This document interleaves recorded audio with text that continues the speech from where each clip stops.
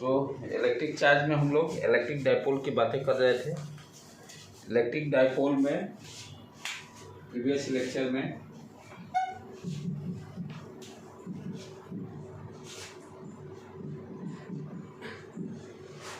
Electric field at the dipole axis पर हम लोग फाइंड आउट किए थे।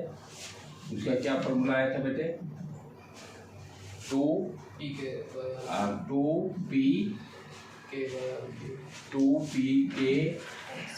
Upon x cube. ठीक था, गलत नहीं है ना? It's okay. और इसमें क्या ध्यान दिए थे हम लोग? डायरेक्शन क्या हो गया? इलेक्ट्रिक फील्ड का और डाइपोल का दोनों का डायरेक्शन सेम होगा, दोनों का डायरेक्शन सेम होगा। और परपेंडिकुलर बाइसेक्टर पर क्या निकला था हम लोग का? हाँ, ट्वाइस की जगह ओनली पी के upon x cube.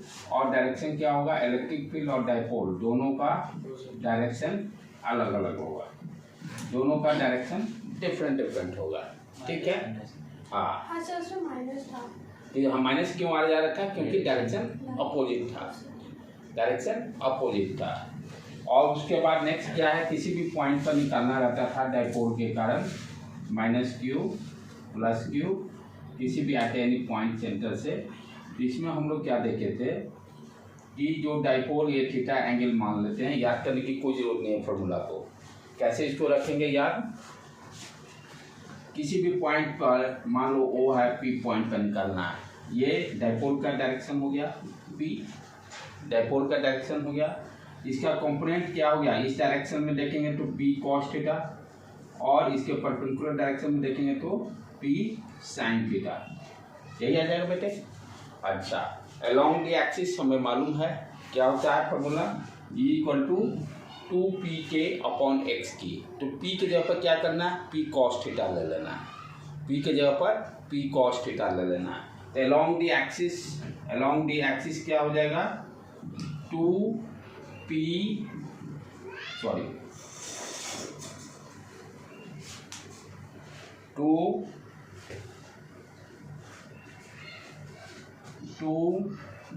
cos theta into के डिवाइडेड बाई एक्स क्यूब। ठीक है बेटे।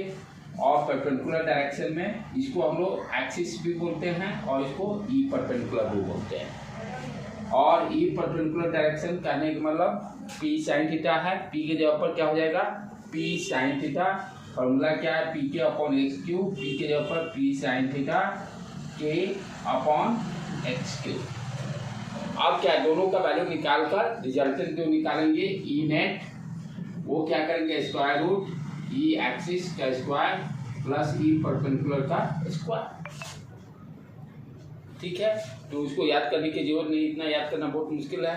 सिर्फ E axis 2pk upon x cube, direction दोनों का सेम होता है इलेक्ट्रिक फील्ड और डाइपोल मूवमेंट का। E perpendicular pk upon x cube, direction opposite. ठीक, किसी भी पॉइंट पर निकालना होगा तो इसी फॉर्मूला को यूज कर लेंगे। किसी भी पॉइंट पर क्या होगा? ये पी का डायरेक्शन हो गया P cos theta P sine theta, P के जगह पर एक्सिस के लॉन्ग जो था पी कॉस थीटा कर देंगे, और परपेंडिकुलर डायरेक्शन में पी के जगह पर पी साइन थीटा कर देंगे। दोनों का वैल्यू जो दिया रहेगा निकाल कर रिजल्ट निकाल देंगे। सर पी साइन थीटा को थोड़ा समझाएंगे। ये देखो, ये क्या है ना, ये दिस इज योर पी, ये क्या हो गया? P cos theta. और परपेंडिकुलर डायरेक्शन में क्या हो गया? पी का कंपोनेंट जैसे निकालते हैं हम लोग, ये है जैसे पी फॉर एग्जाम्पल, और ये डायरेक्शन और यही डायरेक्शन है। तो एंगल के लॉन्ग जो होता है एक्सिस, जिसके लॉन्ग इसके यहाँ से क्या है? थीटा है, तो पी कॉस थीटा। और परपेंडिकुलर डायरेक्शन में क्या हो जाएगा? P sine theta. वेक्टर का फॉर्म में समझो इस तरह से, कोई वेक्टर है ए, एंगल थीटा बना रहा है। ठीक है, जहां से एंगल बनाता है उसके लॉन्ग क्या हो जाता है? ए कॉस थीटा। और इस एक्सिस के परपेंडिकुलर डायरेक्शन में क्या हो जाता है? ए साइन थीटा। इसके परपेंडिकुलर एक्सिस पे क्या हो जाएगा? ए साइन थीटा। उसी तरह से ये क्या हो गया? ये एक्सिस है, यहाँ से थीटा एंगल बना रहा है। ठीक है, तो पी कॉस थीटा और P sine theta, perpendicular direction में पी साइन थीटा। राइट बेटे? तो इस तरह से दिस फॉर्मूला ये बहुत बहुत इंपॉर्टेंट है। एक क्वेश्चन यहाँ से श्योर शॉर्ट रहना है एग्जाम में, एक क्वेश्चन 100% कोई नहीं रोक सकता है इसको, ठीक है। इसका डेरिवेशन बोर्ड एग्जाम के लिए इंपॉर्टेंट है, ई एक्सिस और ई परपेंडिकुलर, और कम्पिटिटिव पॉइंट ऑफ व्यू से जेई हो या नीट हो, दोनों में ये फार्मूला को यूज करके एक ना एक प्रॉब्लम 100% देना ही है। इसके बाद वाला भी इम्पोर्टेंट है, इसके बाद वाला भी इम्पोर्टेंट है जो अभी पढ़ेंगे हम लोग टॉर्क के बारे में, डाइपोल के कारण यूनिफॉर्म इलेक्ट्रिक फील्ड में डाइपोल का क्या फार्मूला होता है, that is also very very important. आपका स्टार्टिंग जो एलन का पहला जब टेस्ट सीरीज चालू होगा तो ये क्वेश्चन यहाँ से पक्का रहने हैं, राइट बेटे। इसको मिटा दूँ मैं,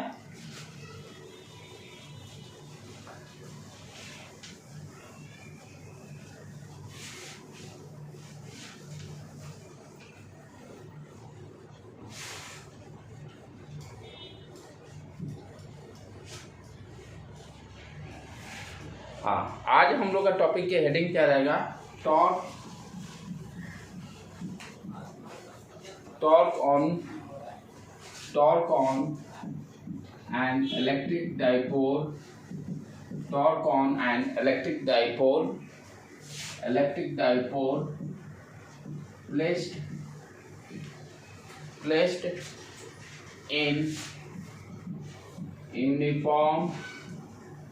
placed in uniform electric field, placed in uniform electric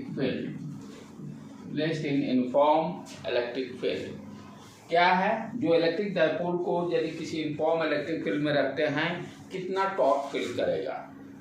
electric dipole कहने का मतलब, electric dipole means what you understand, two equal and opposite charges are separated by some distance, that is called electric dipole,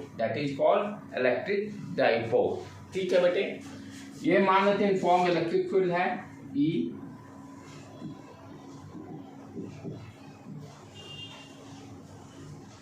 ये भी question sure short यहाँ से भी रहेंगे। Uniform electric field है, यूनिफॉर्म इलेक्ट्रिक फील्ड करने का मतलब इलेक्ट्रिक फील्ड लाइंस जो रहेंगे यूनिफॉर्म, यानी दोनों हर इलेक्ट्रिक फील्ड लाइंस के बीच में सेपरेशन क्या होगा, सेम होगा, सेपरेशन सेम होगा, सेम डायरेक्शन में होंगे, राइट। अब क्या कर रहे हैं, कोई भी इलेक्ट्रिक, यही मालूम मेरा इलेक्ट्रिक डाइपोल है, यहाँ प्लस क्यू चार्ज है, यहाँ माइनस क्यू चार्ज है, या माइनस क्यू या प्लस क्यू, ठीक है। इसको मैंने electric uniform dipole uniform electric field में रख दिया at certain angle theta. Generalize consider करते हैं और फिर थीटा को चेंज करके देख लेंगे, जब थीटा 0 हुआ तो ये पोजीशन हो जाएगा, थीटा परपेंडिकुलर हुआ तो ये डायरेक्शन हो जाएगा। हमने क्या किया, दिस इज जो इलेक्ट्रिक डाइपोल, इस पर माइनस क्यू चार्ज यहाँ पर रखे और यहाँ पर प्लस क्यू चार्ज रखे, दोनों के बीच का डिस्टेंस 12 कंसीडर कर लिए, सेंटर O से L। इसको जो इस यूनिफॉर्म इलेक्ट्रिक फील्ड में रखते हैं तो क्या हो गया मेरा, इसी तरह से डायग्राम को ड्रॉ कर लेते हैं, ये देखो, ठीक। यहाँ पर अपना प्लस क्यू चार्ज, यहाँ पर माइनस क्यू चार्ज, सेंटर से ये L डिस्टेंस पर, ये भी L डिस्टेंस पर, राइट बेटे। अब क्या होगा, यहाँ पर ध्यान देने की बात है, जब कोई भी चार्ज पार्टिकल इलेक्ट्रिक फील्ड में इंटर करता है तो वो क्या फील करेगा, फोर्स। कोई भी चार्ज पार्टिकल, ये बेसिकली क्या है, सेपरेटेड बाय डिस्टेंस 2 है, एक प्लस क्यू चार्ज है, एक दूसरा माइनस क्यू चार्ज है, और दोनों पॉइंट चार्ज हैं, तो दोनों पर हम लोग फॉर्मूला को यूज कर सकते हैं, क्योंकि कूलम्ब्स लॉ या इलेक्ट्रिक फील्ड का जो फोर्स जो फार्मूला निकालें KQ/R² पॉइंट चार्ज के लिए है। तो किसी भी इलेक्ट्रिक फील्ड में जब कोई भी चार्ज इंटर करेगा तो क्या फील करेगा, फोर्स फील करता है। जिस तरह से ग्रेविटेशन में हम लोग पढ़ते हैं, ग्रेविटेशनल फील्ड में कोई भी मास फोर्स फील करता है, similarly electric field is equivalent to your gravitational field, दोनों सेम चीज है।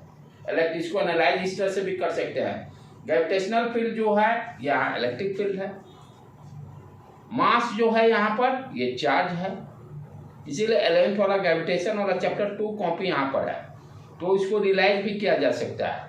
मास जो है आपका ग्रेविटेशन में यहाँ पर चार्ज है, इलेक्ट्रिक फील्ड जो है ग्रेविटेशनल फील्ड इधर है, ठीक।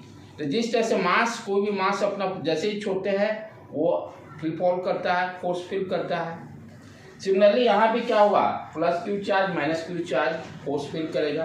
किस डायरेक्शन में करेगा, यदि चार्ज पॉजिटिव होगा तो इलेक्ट्रिक फील्ड के डायरेक्शन में फोर्स फील करेगा, यदि चार्ज अपोजिट होगा तो इलेक्ट्रिक फील्ड के अपोजिट डायरेक्शन में फील करेगा। फॉर्मूला अपना क्या है, F equal to q into e. Electric field होता है क्या, फोर्स पर यूनिट टेस्ट चार्ज, फोर्स पर यूनिट टेस्ट चार्ज, फोर्स पर unit test charge. What is the force, F equal to q e, F equal to q e. तो force यहाँ पर क्या हो गया बेटे, क्यू ई। यहाँ पर फोर्स किस डायरेक्शन में रहेगा, पॉजिटिव चार्ज है इलेक्ट्रिक फील्ड के डायरेक्शन में, पॉजिटिव चार्ज है इलेक्ट्रिक फील्ड के डायरेक्शन में, निगेटिव यहाँ पर चार्ज है तो इलेक्ट्रिक फील्ड के अपोजिट डायरेक्शन में, इलेक्ट्रिक फील्ड के अपोजिट डायरेक्शन में। अच्छा, यहाँ पर इलेक्ट्रिक फील्ड सब जगह सेम है, एवरीवेयर सेम है, तो ई का तो वैल्यू तो सेम हो गया। चार्ज भी सेम है लिया, क्योंकि हम लोग इलेक्ट्रिक डाइपोल कंसीडर किए हैं तो इक्वल चार्ज है, इक्वल चार्ज है तो डेफिनेटली दोनों पर फोर्स क्या लगेगा, सेम लगेगा। तो नेट फोर्स यहाँ पर क्या हो जाएगा बेटे, नेट फोर्स यहाँ ये देखें F, इसको मान लेते फॉर एग्जाम्पल F1, इसको F2, तो F1 minus F2, F1 minus, इसको यदि पॉजिटिव डायरेक्शन x कंसीडर करते हैं, ये नेगेटिव डायरेक्शन कंसीडर करते हैं तो F1 माइनस F2, ठीक है। यहाँ F1 F2 है क्या, दोनों सेम, QE, F2 भी क्या है QE, it means F1 equal to F2। तो नेट फोर्स क्या आ गया, 0। तो जब इलेक्ट्रिक फील्ड यूनिफॉर्म रहेगा, इलेक्ट्रिक डाइपोल पर फोर्स क्या, नेट फोर्स लगेगा, ऑलवेज 0। इस तरह का स्टेटमेंट पूछता है। यदि यूनिफॉर्म इलेक्ट्रिक फील्ड है, if the electric field is uniform, electric dipole always experience always net force equal to 0, always net force equal to 0। तो कोई भी electric dipole uniform electric field में ले जाएंगे तो नेट फोर्स क्या होगा, ऑलवेज 0, ठीक है। पहला यहाँ ये कॉन्सेप्ट क्लियर हो गया यहाँ पर कि नेट फोर्स हमेशा 0 रहना है। अब आगे चलें अपनी बात टॉर्क की बात करें तो टॉर्क के लिए हम लोग क्या देखते हैं, फॉर्मूला अपना क्या है, what is the torque, force into perpendicular distance, या आर क्रॉस एफ हम लोग जो पढ़े हैं वेक्टर फॉर्म में, और उसको लैंग्वेज के टर्म में देखें तो, क्योंकि 11th में हम लोग पढ़ चुके हैं, फोर्स इनटू परपेंडिकुलर डिस्टेंस, कहाँ से, एक्सिस से और उस फोर्स जहां लग रहा है, एप्लीकेशन ऑफ फोर्स और एक्सिस। तो यहाँ पर आप देखिए कि ये जो F1 जो फोर्स है, ये क्या है, यदि इसके अबाउट यदि ये रोटेट कर रहा है तो ये किधर घुमाएगा इसको, इस डायरेक्शन में, और ये फोर्स इधर। तो इस दोनों के पहले तो दोनों के कारण डायरेक्शन सेम। अच्छा, क्लियर। तो टॉर्क क्या होता है, टॉर्क क्या हो गया लैंग्वेज टर्म में, force into perpendicular distance, perpendicular distance between force and axis, between force, ये देखो, ये आपका हो गया एक्सिस, ये फोर्स लग रहा है, यही ना F1 का फोर्स, ये दोनों के बीच में परपेंडिकुलर डिस्टेंस यही होगा, that is your perpendicular distance. ये एक्सिस इसके अबाउट रोटेट कर रहा है, ये फोर्स यहाँ F1 लग रहा है, हम लोग क्या लिखते हैं, torque equal to force into perpendicular distance. तो ये परपेंडिकुलर डिस्टेंस हो गया, कहने का डायग्राम से देखें तो इसकी बातें करेंगे, ये परपेंडिकुलर डिस्टेंस इसकी बात करेंगे, क्लियर, समझ में आया। तो perpendicular distance between axis and force, between axis and force, axis और फोर्स के बीच का परपेंडिकुलर डिस्टेंस, ये एक्सिस हो गया, ये फोर्स हो गया, that is your perpendicular distance, ये परपेंडिकुलर डिस्टेंस की बात करें। उसी तरह से, ठीक है। तो टॉर्क क्या हो गया, force into perpendicular distance between axis and force. अब यहाँ पर जितने फोर्स लगेंगे उतने टॉर्क, इस फोर्स के कारण टॉर्क, इस फोर्स के कारण टॉर्क, टॉर्क भी वेक्टर क्वांटिटी, दोनों का डायरेक्शन सेम है, दोनों के कारण टॉर्क ऐड हो जाएगा, दोनों के कारण क्या होगा, टॉर्क ऐड हो जाएगा। तो what is finally net torque क्या हो गया, net torque tau 1 plus tau 2, tau 1 plus tau 2, ठीक है। टाउ 1 कितना हो गया, एफ, फोर्स भी दोनों सेम है तो एफ एफ ही रखते हैं, राइट। एफ परपेंडिकुलर डिस्टेंस, अब ये क्या हो गया, ये देखो, ये यदि थीटा कंसीडर करते हैं तो परपेंडिकुलर और हाइपोटेन्यूज में रिलेशन साइन थीटा का, तो ये क्या हो जाएगा, L sine theta, L sine theta, तो F into L sine theta plus दूसरे यहाँ भी ये परपेंडिकुलर डिस्टेंस, यहाँ पर ये एक्सिस और दैट इज योर फोर्स, ये परपेंडिकुलर डिस्टेंस, यहाँ भी क्या हो गया, F into L sine theta, clear. दोनों को ऐड कर देते हैं, 2FL sine theta, 2FL sine theta. अच्छा, अब फोर्स कितना है, force is equal to QE, force is equal to QE, ठीक है बेटे। तो यहाँ पर आप देते हैं 2QEL sine theta, 2QEL sine theta. अच्छा, आप ध्यान से देखिए, थोड़ा सा इसको रीअरेंज कर देते हैं, EQ2L साइन थीटा, ठीक है बेटे। Q इंटू 2L को क्या लिख सकते हैं, P, dipole moment, dipole moment यहाँ क्या हो जाएगा, ये डाइपोल मोमेंट का डायरेक्शन यही है, P, निगेटिव से पॉजिटिव, निगेटिव से पॉजिटिव, और what is P, P equal to Q into 2L, P equal to Q into 2L। तो हम यहाँ पे क्या लिख सकते हैं इसको, E into P sine theta, E into P sine theta, इतना लिख लो बेटे, तब आगे बढ़ते हैं।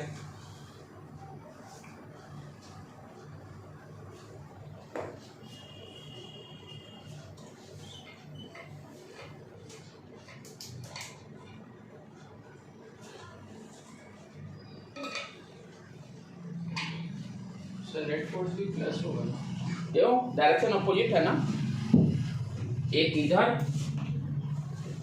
एक इधर।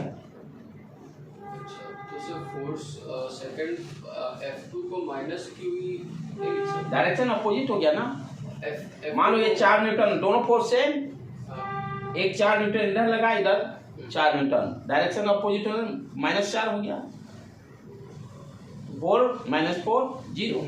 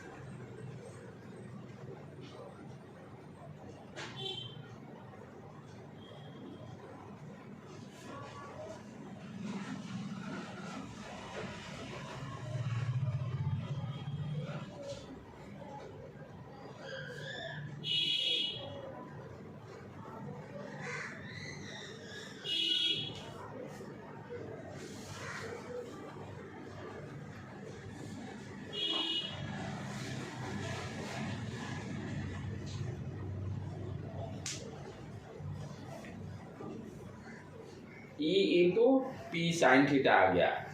अब क्या है, अब देखना है, हम लोग क्या जानते हैं, दो वेक्टर का क्रॉस प्रोडक्ट दो वेक्टर का क्रॉस प्रोडक्ट क्या होता है, A cross B equal to हम लोग क्या लिखते हैं, A into B sine theta, right. अच्छा तो यहाँ पर क्या है, यहाँ ए इंटू बी कोई इस तरह से भी लिख सकता है, बी ए साइन थीटा, तो बी क्रॉस वेक्टर में तो बहुत इसका मीनिंग हो गया, ए क्रॉस बी और बी क्रॉस ए में दोनों में डिफरेंस है डायरेक्शन का।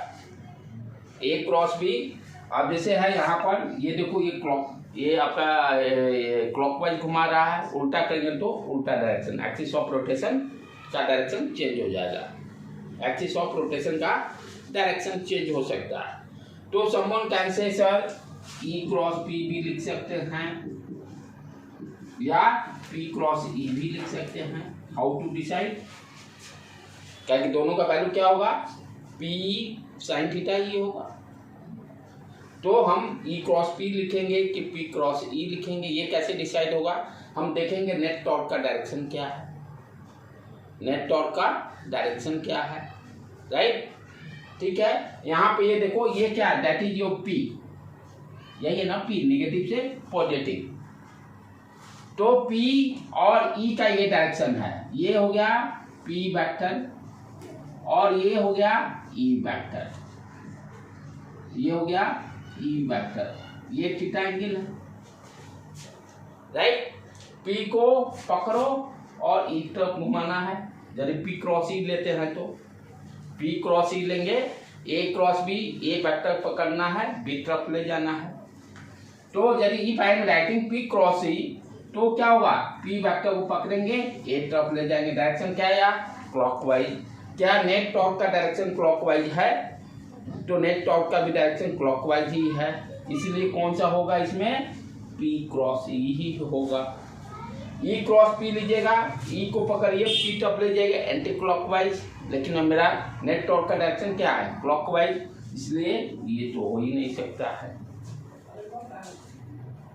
समझ में आए बेटे, पी क्रॉस ई, पी वेक्टर नेगेटिव से positive, that is your E, P cross E, if I am writing P को पकड़ना है, ई तरफ लेके आना है, ठीक है। क्या डायरेक्शन दिया, क्लॉकवाइज, तो ये भी क्लॉकवाइज है, दोनों direction same, it means P cross ई।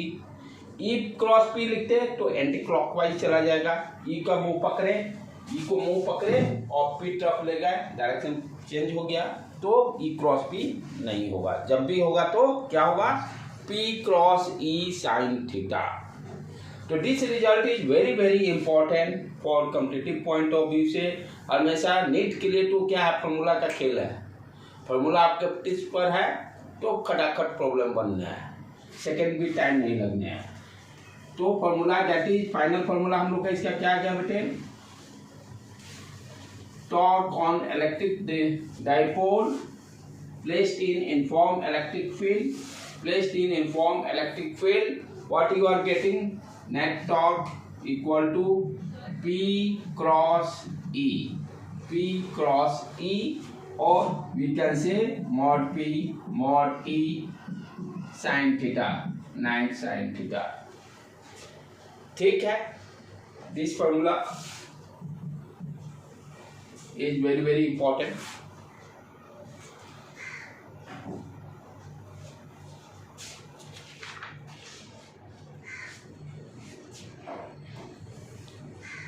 और नेट फोर्स क्या आया, F net equal to 0, F net equal to 0। ये जो हम लोग का समरी बना, यदि हम कोई भी इलेक्ट्रिक डाइपोल को यूनिफॉर्म इलेक्ट्रिक फील्ड में डाल रखते हैं तो नेट फोर्स वो फिल करेगा 0 और टॉर्क फिल करेगा पी क्रॉस ई या P sine theta, P sine theta, ठीक है। अब इससे आगे चले हम लोग कि कब अब टॉर्क 0 होगा, कब टॉर्क मैक्सिमम होगा, वो एंगल का वैल्यू क्या होगा जहां पर टॉर्क 0 होगा। नेट फोर्स तो 0 हो गया, इसमें तो कोई शक नहीं। यदि बिट में पूछेगा कि इलेक्ट्रिक डाइपोल को यूनिफॉर्म इलेक्ट्रिक फील्ड में रखा गया है, net force 0, torque may be 0, may not be 0, like that, इस तरह से ऑप्शंस देंगे।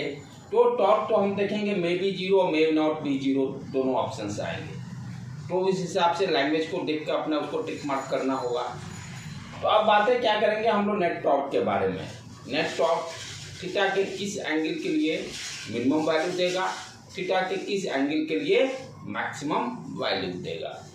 तो मिनिमम वैल्यू के लिए थीटा यदि हमें मिनिमम निकालना है, नेट यदि मिनिमम निकालना है तो मिनिमम निकालने के लिए क्या होगा, साइन थीटा 0, साइन थीटा 0, ठीक है।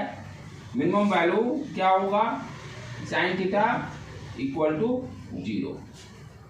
अच्छा, अब देखना है थीटा 0 कब कब होता है, 0 डिग्री पर और 180 डिग्री पर। थीटा कब कब 0 होगा, थीटा या तो 0 डिग्री, यही है ना थीटा अपना, तो या तो आपका डाइपोल इलेक्ट्रिक फील्ड के डायरेक्शन में हो थीटा 0, और इसको बढ़ाते गए बढ़ाते गए बढ़ाते गए बढ़ाते गए, ये क्या हो गया 180 डिग्री। तो थीटा 0 साइन यानी साइन थीटा इक्वल टू 0, तो थीटा का वैल्यू 0 हो सकता है और 180 डिग्री पे भी 0 हो सकता है।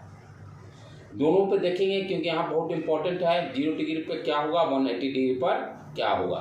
क्योंकि यहाँ पर हम लोग जब मैकेनिक्स में पढ़े थे कि यदि आपका नेट फोर्स 0, आपका नेट टॉर्क 0, तो सिस्टम क्या होता था, इक्विलिब्रियम में होता था। वहाँ पर हम लोग पढ़े थे कि यदि एक सिस्टम पर, किसी भी सिस्टम पर नेट फोर्स 0, नेट टॉर्क 0, तो आपका इक्विलिब्रियम में है। अब इक्विलिब्रियम में भी दो चीजें हम लोग पढ़े थे, स्टेबल, अनस्टेबल और न्यूट्रल।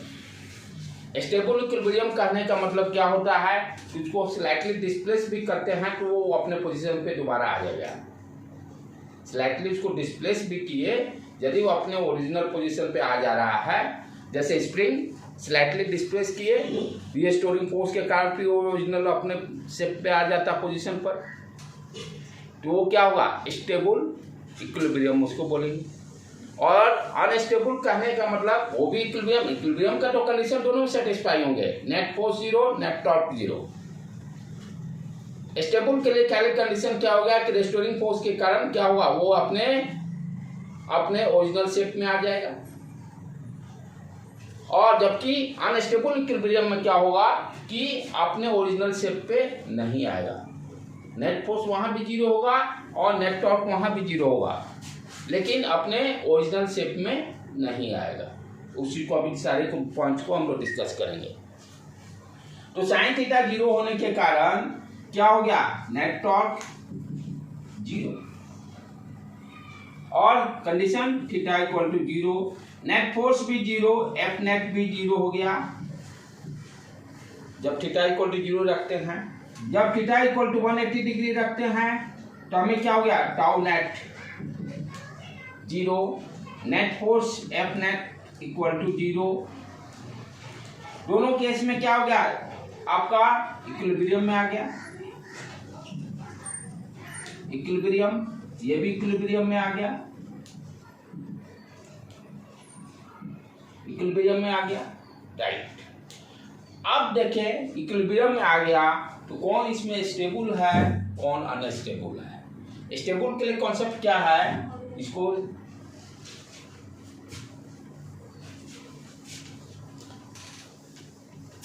ये देखो, दोबारा डायग्राम को ड्रॉ कर लेते हैं। ये इलेक्ट्रिक फील्ड, ये आपका plus Q charge minus Q charge, ठीक है बेटे। तो हमने क्या देखा, जब थीटा इक्वल टू 0 यानी इसको इस पोजीशन पे रखते हैं तो मेरा क्या हो गया, नेट टॉर्क 0 हो गया, या इस पोजीशन पे रखते हैं तब भी नेट टॉर्क 0, नेट फोर्स तो ऑलवेज 0। अभी थीटा इक्वल टू 0 की बात करें कि जब इक्विलिब्रियम में है तो स्टेबल है वो कि अनस्टेबल इक्विलिब्रियम में है। स्टेबल के लिए हम लोग क्या पढ़े कि जब ये दोनों सेम डायरेक्शन में है, अब इसको यदि स्लाइटली हम डिस्प्लेस किए, इस तरह से डिस्प्लेस करने के बाद कोई ओरिजिनल यहाँ पे क्या होगा, रिस्टोरिंग टॉर्क आएगा। रिस्टोरिंग टॉर्क के कारण क्या ये भी अपने ओरिजिनल पोजीशन पे आ रहा है कि नहीं आ रहा है। तो आपने यदि स्लाइटली डिस्प्लेस किया तो क्या हो गया, इस पर फोर्स ये लगा इधर, फोर्स ये लगा इधर, और ये फोर्स करेगा क्या, टॉर्क डेवलप। तो ये फोर्स क्या किया आपको, इसको ओरिजिनल शेप में लेके आ गया। हल्का सा डिस्प्लेस किए, जब नेट टॉर्क 0 था तो चेक करना है स्टेबल, इक्विलिब्रियम में है क्या अनस्टेबल, तो व्हाट इज टेस्टिंग कैसे करेंगे, स्लाइटली डिस्प्लेस करके। स्लाइटली डिस्प्लेस किए तो हमने यदि इसको डिस्प्लेस करने के बाद छोड़ते हैं तो यदि इस फॉर्म में आ गया तो हम क्या बोलेंगे, स्टेबल इक्विलिब्रियम में है। तो इस फॉर्म में कब आएगा, यानी जो यहाँ पर टॉर्क लग रहा है, जहाँ स्प्रिंग रहेगा वहां पर रेस्टोरिंग स्प्रिंग फोर्स की बात करेंगे, यहाँ पर टॉर्क लग रहा है तो रेस्टोरिंग टॉर्क। तो रेस्टोरिंग टॉर्क ये आपने तो इसके टॉर्क के अगेंस्ट लेके गया, लेकिन अपने इसकी टॉर्क के कारण क्या आ गया, इस शेप में आ गया। तो थीटा इक्वल टू 0 पे हम क्या बोलेंगे कि सिस्टम जो है इक्विलिब्रियम में स्टेबल में है, स्टेबल इक्विलिब्रियम। ये सारे कॉन्सेप्ट इसलिए सीख रहे हैं कि नीट में ये सब वर्ड पे डायरेक्टली क्वेश्चन आ जाएंगे। थीटा इक्वल टू 0 पर स्टेबल इक्विलिब्रियम या unstable equilibrium like that bit दे देगा, बोथ स्टेबल लाइक दैट। तो ये कॉन्सेप्ट आपका पक्का रहेगा तभी आप टिक मार करिए, क्योंकि वहाँ पर ज़्यादा कैलकुलेशन नेट में नहीं है। जेई वाले के लिए भी है भाई, डेप्थ में कॉन्सेप्ट जाना चाहिए, राइट। नहीं आपको क्या है, यानी कॉन्सेप्ट पक्का रहेगा, वर्ड को पकड़ना है। यदि नहीं पक्का रहेगा तो टिक मार्क करना, क्या वहाँ टाइम आपके पर ले नहीं है। तो थीटा इक्वल टू 0 पे क्या आ गया, स्टेबल इक्विलिब्रियम।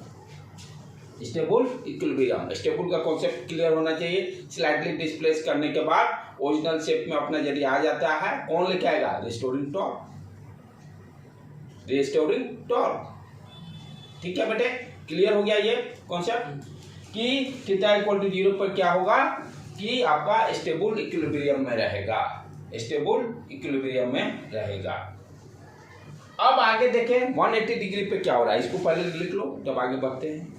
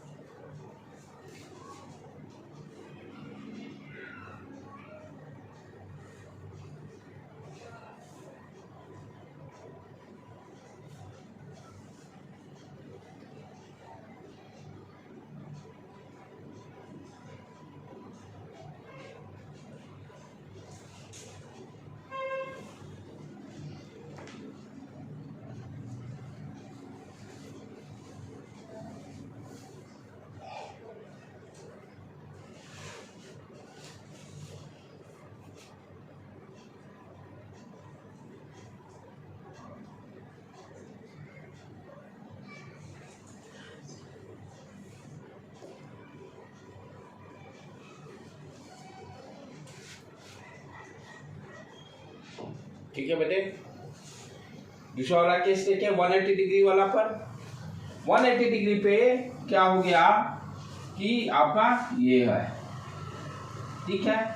यहाँ पर आप ध्यान से देखो, ये जो इधर था ये प्लस क्यू, ये माइनस क्यू। अब क्या हो गया, ये माइनस क्यू इधर चला गया, प्लस क्यू डायपोल का डायरेक्शन, ये डायपोल का डायरेक्शन ये हो गया, ठीक है।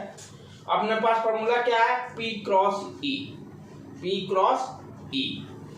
तो P का डायरेक्शन ये हो गया, E का डायरेक्शन मान लेते हैं, ठीक है, ये डायरेक्शन है।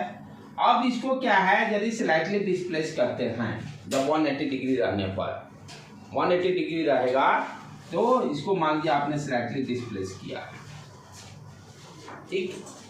अब यहाँ पर P क्रॉस E कहाँ जाएगा, रेस्टोरिंग फोर्स के कारण। ये देखिए, ये एक minute, P cross E, P cross E force, एक मिनट, फोर्स के टर्म में इसको समझना, इसको इस तरह, ये हो गया आपका 180 डिग्री करने पर ये माइनस क्यू, ये था ना, ये प्लस क्यू माइनस क्यू, ये जैसे जैसे घूमते गया घूमते गया घूमते गया, इधर माइनस क्यू आ गया, माइनस क्यू इधर प्लस क्यू, ठीक है। इसको स्लाइटली डिस्प्लेस किए। अब इस पर फोर्स क्या होगा, इस डायरेक्शन में लग जाएगा, ठीक। और ये इस पर प्लस क्यू चार्ज है, इस डायरेक्शन में लगा। अब ध्यान से देखो, हमने किस डायरेक्शन में डिस्प्लेस किया है, इसको इस डायरेक्शन में डिस्प्लेस किए, थीटा यही है अपना। अब ये टॉर्क क्या करेगा, इस एक्सिस के अबाउट इस डायरेक्शन में इसको रोटेट किया, ये भी इस डायरेक्शन में लेके भागा।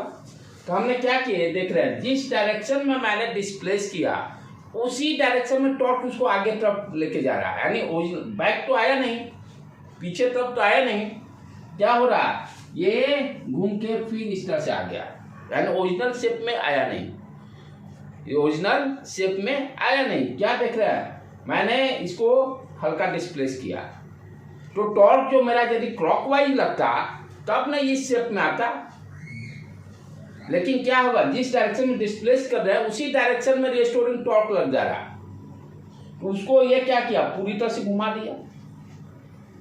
तब नेट टॉर्क तो तब भी जीरो है, नेट टॉर्क तब भी जीरो है, नेट टॉर्क तब भी जीरो है, यानी जब थीटा इक्वल टू 180 डिग्री रखने पर 180 डिग्री सिर्फ हम चेक क्या कर रहे हैं कि स्टेबल है कि अनस्टेबल है, स्टेबल और अनस्टेबिलिटी चेक कर रहे हैं। तो अनस्टेबिलिटी के क्या है कि यदि ओरिजिनल शेप में नहीं आया तब हम बोलेंगे अनस्टेबल, तो डिस्प्लेस करने के बाद तो ओरिजिनल शेप में आएगा नहीं, फिर घूम के फिर क्या होगा, प्लस क्यू यहाँ आ जाएगा, माइनस क्यू यहाँ आ जाएगा।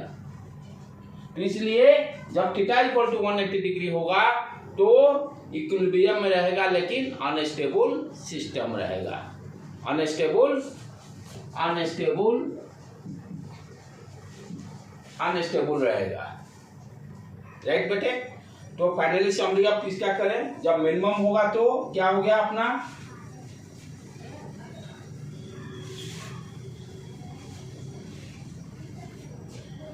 जब थीटा इक्वल टू 0 डिग्री हो गया, थीटा इक्वल टू 180 डिग्री हो गया, तो net force F net equal to 0, F net equal to 0, net torque equal to 0 और डाइपोल स्टेबल रहेगा, डाइपोल स्टेबल रहेगा। और 180 डिग्री होने पर F net equal to 0, net torque equal to 0, dipole unstable रहेगा, डाइपोल अनस्टेबल। ये word जो है मेडिकल के लिए क्लियरिंग पॉइंट है, आपको अब ऑब्जेक्टिव में दे देगा कि थीटा जब यानी आपका इलेक्ट्रिक मिनिमम कब होगा, टॉर्क के लिए कंडीशन क्या मिनिमम होने के लिए, net torque 0, net force 0, stable equilibrium, right. ये फिर उस तरह से ये ऑप्शंस भी दे सकता है। तो ये सारे जो हैं कंटेंट से important objective point of view के लिए हो जाते हैं, और मेंस के लिए भी ये सारे कॉन्सेप्ट रहेंगे। तो सारा अभी से ही आपको पढ़ने क्लियर के क्वेश्चन क्या क्या प्रोबेबिलिटी हो सकता है आने का क्लियर है बेटे, आगे बढ़े। तो मिनिमम के लिए समझ गया, मिनिमम कब होगा, जब थीटा इक्वल टू 0 डिग्री पे होगा और 180 डिग्री होगा तब, ठीक है। अब मैक्सिमम की बात करें हम लोग, मैक्सिमम कब होगा,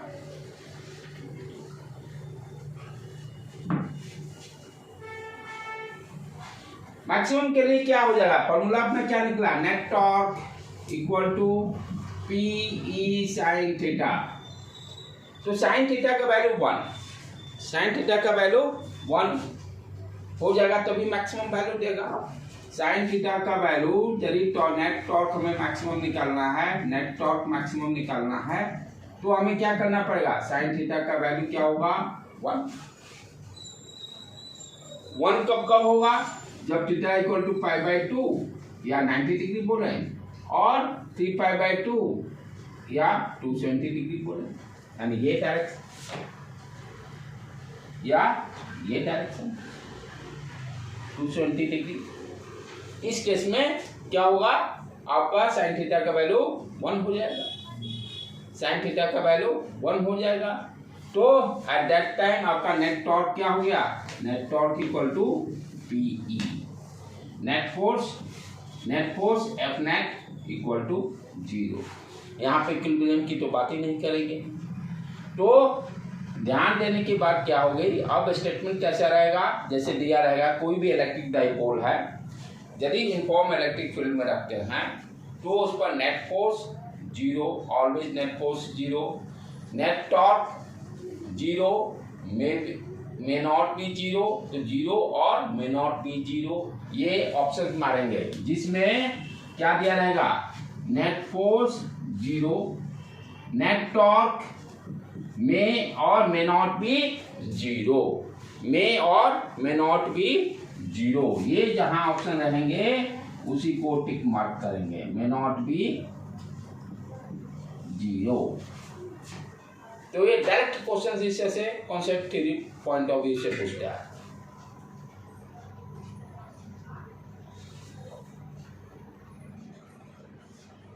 और मैक्सिमम टॉर्क कितना गया, PE, maximum torque PE। Directly इस फॉर्मूला पर रहेगा क्वेश्चन पक्का 100%।